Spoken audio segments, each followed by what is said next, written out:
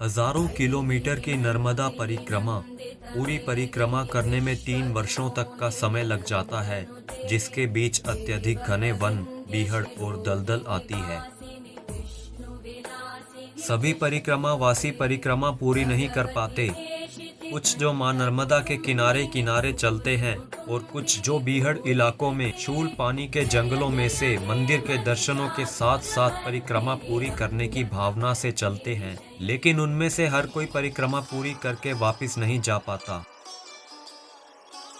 हजारों किस्से हैं नर्मदा परिक्रमा में जाने वाले लोगों के साथ घटने वाली। बहुत सी रोंगटे खड़ी कर देने वाली घटनाएं हैं, जिनका वर्णन कर आपको आगे आने वाली वीडियोस में बताया जाएगा।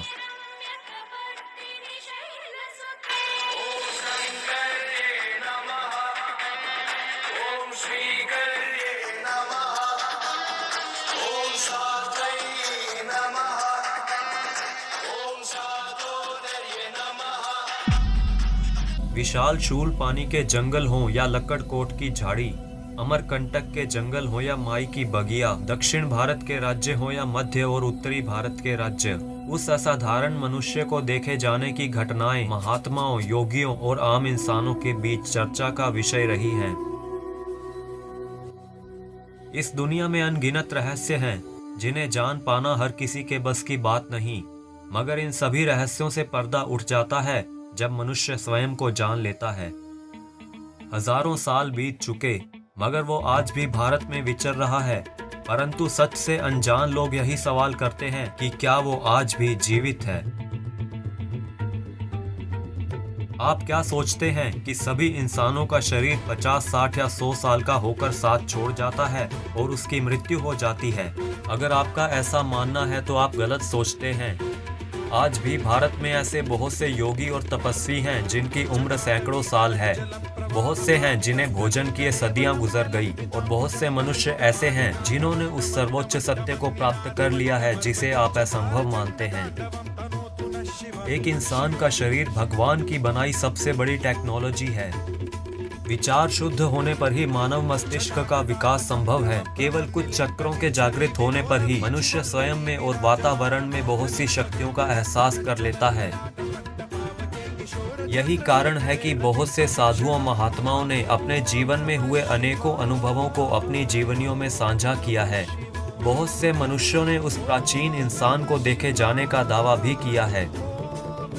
इस वीडियो में आपकी सभी शंकाओं को मिटा दिया जाएगा, क्योंकि यह सत्य है कि भगवान श्री कृष्ण द्वारा दिए श्राप के कारण अश्वत्थामा अपना उद्देश्य पूरा करने के लिए आज तक भारत में विचर रहा है।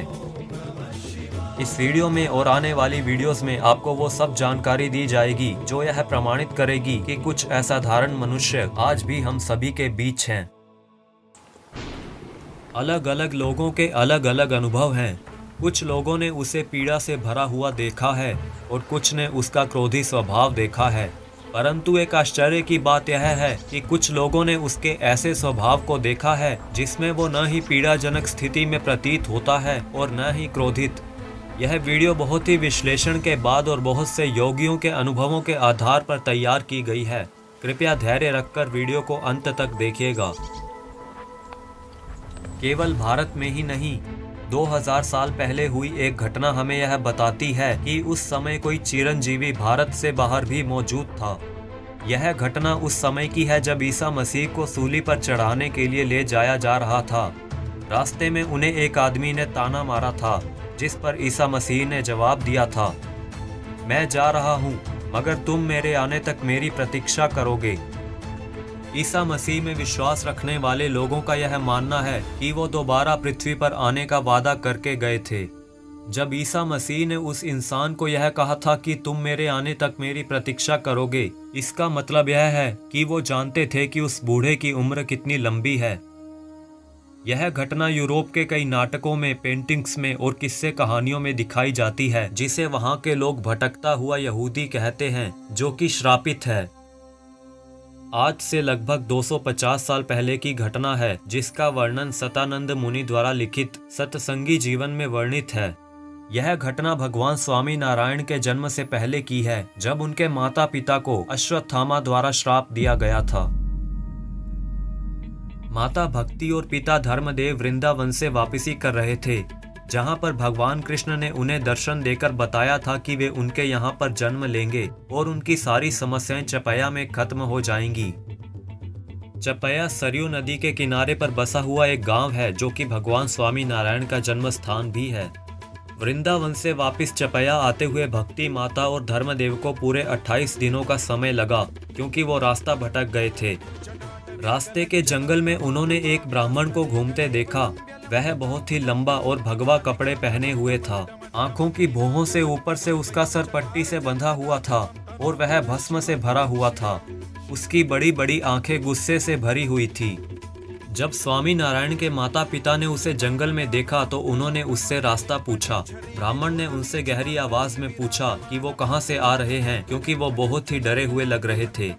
धर्मदेव जी ने उन्हें बताया कि वो सरवरिया सामवेदी ब्राह्मण हैं और उनके कुल देव हनुमान जी हैं और हनुमानगढ़ी अयोध्या में हनुमान जी के परामर्श से ही वृंदावन गए थे।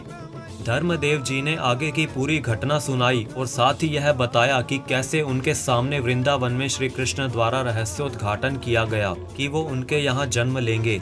इतना सुनकर वो ब्राह्मण गुस्से वाली आवाज से बोला,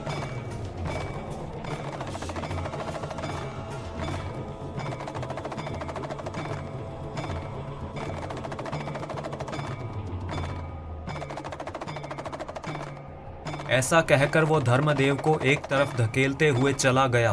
भक्ति माता डर से कांपने लगी तथा रोने लगी। तभी उनके पास हनुमान जी फिर से आए और उन्हें रास्ता बताया तथा उन्हें कहा कि उनको डरने की जरूरत नहीं है, क्योंकि भगवान को बुराई तथा अत्याचारी के लिए ना किसी शस्त्र की तथा ना किसी युद्ध की जरूरत है। सतानंद मुनि द्वारा लिखित सत्संगी जीवन में वर्णित यह घटना हमें बताती है कि किस तरह अश्वत्थामा आज भी जंगलों में भटक रहा है।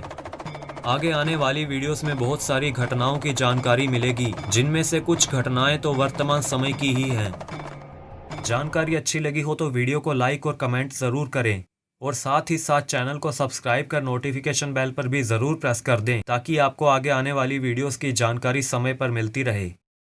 Thanks for watching.